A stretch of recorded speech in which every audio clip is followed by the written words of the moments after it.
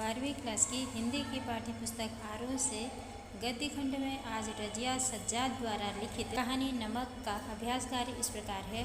पाठ के 7 का पहला प्रश्न है, सफिया के भाई ने नमक की पुड़िया ले जाने से मना क्यों कर दिया। इसका उत्तर है, सफिया के भाई ने नमक की पुड़िया ले जाने से इसलिए मना कर दिया क्योंकि पाकिस्तान से भारत नमक ले जाना गैर कानूनी था। दूसरा प्रश्न है, नमक की पुड़िया ले जाने के संबंध में सफिया के मन में क्या द्वंद्व था। इसका उत्तर है, नमक की पुड़िया ले जाने के संबंध में सफिया के मन में यह द्वंद्व था कि वह प्रेम की सौगात नमक की पुड़िया चोरी से छिपाकर ले जाए या दिखाकर ले जाए। अंततः उसने निर्णय लिया कि वह नमक की पुड़िया दिखाकर ले जाएगी।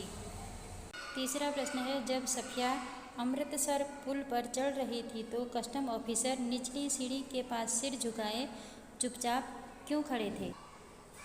इसका आंसर है, सफिया जब अमृतसर पुल पर चढ़कर दूसरी तरफ जा रही थी तब कस्टम ऑफिसर पुल की निचली सीढ़ी के पास सिर झुकाए चुपचाप खड़े थे क्योंकि उन्हें अपना वतन याद आता है। उन्होंने सफिया से कहा कि अपने वतन की चीज़ों का मज़ा ही कुछ और है, अपना वतन तो सदा मन में बसा रहता है। चौथा प्रश्न है, लाहौर अभी तक उनका वतन है और दिल्ली या मेरा वतन ढाका है जैसे उद्गार किस सामाजिक यथार्थ की ओर संकेत करते हैं। इसका आंसर है, लाहौर अभी तक उनका वतन है और दिल्ली मेरा। यह उद्गार विभाजन के कारण उठी सामाजिक समस्या की ओर संकेत करता है। 1947 में राजनेताओं की आपसी महत्वाकांक्षा की पूर्ति के कारण भारत पाकिस्तान विभाजन से वहां उन क्षेत्रों में रहने वाले नागरिकों को अपना जन्म स्थान छोड़कर दूसरे स्थानों में विस्थापित होना पड़ा, परंतु सभी अपने अपने मूल निवास को अभी तक भी नहीं भूल पाए। पांचवा प्रश्न है, नमक ले जाने के बारे में सफिया के मन में उठे द्वंद्वों के आधार पर उसकी चारित्रिक विशेषताओं को स्पष्ट कीजिए। इसका उत्तर हुआ, नमक ले जाने के बारे में सफिया के मन में उठे द्वंद्वों के आधार पर सफिया की चारित्रिक विशेषताएं निम्न हैं या सफिया के चरित्र की निम्न विशेषताएं हैं। क्रमवार 4 विशेषताएं इस प्रकार हैं, वायदे की पक्की, सच्ची सैयद, समाज प्रेमी, स्वदेश तथा मातृभूमि के प्रति प्रेम।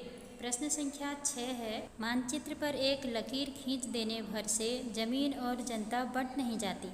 उचित तर्कों व उदाहरणों के जरिए इसकी पुष्टि करें। इसका उत्तर यहीं पे लिखा हुआ है मैंने। कहानी में पाकिस्तानी कस्टम अधिकारी तथा भारतीय कस्टम अधिकारी क्रमशः दिल्ली और ढाका को ही अपना वतन मानते हैं। सिख बीबी भी रजिया से लाहौर का नमक मंगवाती हैं। सभी को विश्वास है कि कभी न कभी सब कुछ ठीक हो जाएगा। इस उदाहरण से पुष्ट हो जाता है कि मानचित्र पर एक लकीर खींच देने भर से जमीन और जनता बंट नहीं जाती। 7वां प्रश्न है, नमक कहानी में भारत व पाकिस्तान की जनता के आरोपित भेदभावों के बीच मोहब्बत का नमकीन स्वाद घुला हुआ है, कैसे। आंसर है, कहानी में जिस नमकीन स्वाद का वर्णन है उसका आशय स्नेह प्रेम से है। कहानी के विभिन्न पात्रों के माध्यम से पता चलता है कि सभी अपने अपने जन्म स्थान से बहुत प्रेम करते हैं। फिर अगला शीर्षक है, क्यों कहा गया। इसमें का पहला प्रश्न है, क्या सब कानून हुकूमत के होते हैं। कुछ मोहब्बत, मुरव्वत, आदमियत, इंसानियत के नहीं होते। इसका उत्तर हुआ, उपर्युक्त कथन सफिया अपने भाई से कहती है कि प्रेम, संकोच, आदमियत और शालीनता तो सभी मनुष्यों में होती है, चाहे वे बड़े अधिकारी हों या नेता। प्रेम की सौगात एक छोटी सी नमक की पुड़िया ले जाने में कोई कालाबाजारी नहीं मानी जाएगी। इसी का दूसरा प्रश्न है, भावना के स्थान पर बुद्धि धीरे धीरे उस पर हावी हो रही थी। इसका आंसर हुआ, जब सफिया के भाई ने सफिया को नमक की पुड़िया ले जाने से मना किया तो वह भावना विभोर हो गई और उसने बुद्धि से काम लेने का निर्णय लिया। और प्रेम की सौगात नमक की पुड़िया को दिखाकर ले जाने का निश्चय किया। तीसरा प्रश्न है, मोहब्बत तो कस्टम से इस तरह गुजर जाती है कि कानून हैरान रह जाता है। इसका आंसर हुआ, पाकिस्तानी कस्टम अधिकारी सफिया से कहते हैं कि मोहब्बत अर्थात प्रेम के सामने कस्टम वाले भी कमज़ोर पड़ जाते हैं। इसी उक्ति को आधार मानकर सफिया भी लाहौर से भारत एक नमक की पुड़िया यानी प्रेम की सौगात ले आई। क्यों कहा गया का चौथा प्रश्न है, हमारी ज़मीन हमारे पानी का मज़ा ही कुछ और है। आंसर हुआ, भारतीय कस्टम अधिकारी ढाका को अपना वतन मानते हुए कहते हैं कि अपने वतन के पानी का मज़ा ही कुछ और है। इससे यह सिद्ध होता है कि चाहे कोई कहीं भी रहे, अपने अपने जन्म स्थान से वह खूब प्यार करता है। अब है समझाइए तो जरा। यह पाठ का अंतिम उपयोगी प्रश्न है, जिसमें से पहला प्रश्न है, फिर पलकों से कुछ सितारे टूटकर दूधिया आंचल में समा जाते हैं।